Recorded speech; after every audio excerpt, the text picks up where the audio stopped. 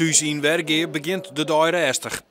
Ja, ik maak het altijd wel druk, maar ik ben net een nerveus type of zo.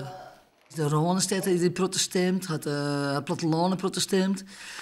Hebben jongeren al gestemd. Een beetje afhankelijk van de doelgroep die redelijk actief aan het stemmen is. Ik ken die uitslag was heel oorzuitvallig. Ik heb er gewoon heel wat plezier aan beleefd. Volle zalen, ik heb heel wat energie uit ontleend. En wat mij betreft ben ik al voor dat deel sowieso winnaar. Onderwijs naar het debatcentrum De Rode Hoed in Amsterdam treft Jacobi de toekomstige partijleider. Maar dat weten ze dan beide vanzelfs nog net.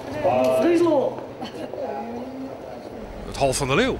Ja, dat is gezellig. Ja? Hoe viel dit? Nou, wel leuk. Ja. Ik heb me voorstellen dat iedereen heel nieuwsgierig is. Maar wat is haar ambitie hier? Ik hoop eigenlijk wel dat ik net als laatste eindig. Dat soort ambitie heb ik toch zeker erin. Maar voor mij is op zich de missie slagen. Dus als het gaat om het doel om het geluid deel te zetten in deze... Maandag. Ja, voor het verhaal dat ik vind dat de politiek oors moet. Winnaar van de verkiezing wordt uiteindelijk... En dat verrast de oud-Ljouwerter net in zijn bot. Niet als ik kijk naar de afgelopen weken, maar het was natuurlijk heel spannend en je weet het nooit. En ik moet eerlijk toegeven dat de afgelopen 2 dagen, na de sluiting van de stembus en voor de uitslag, dat waren niet de meest relaxte. Jacobi helpt de meeste stemmen. 2,3%. En dat valt haar op. Ja, dat is voor deze situatie gewoon wat leeg.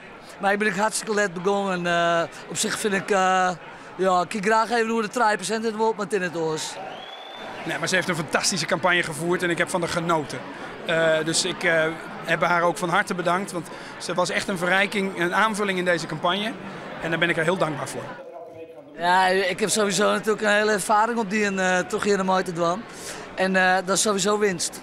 Joert is Samsom op het partijcongres van de PvdA in Rotterdam. Welkom hier als nieuwe leider.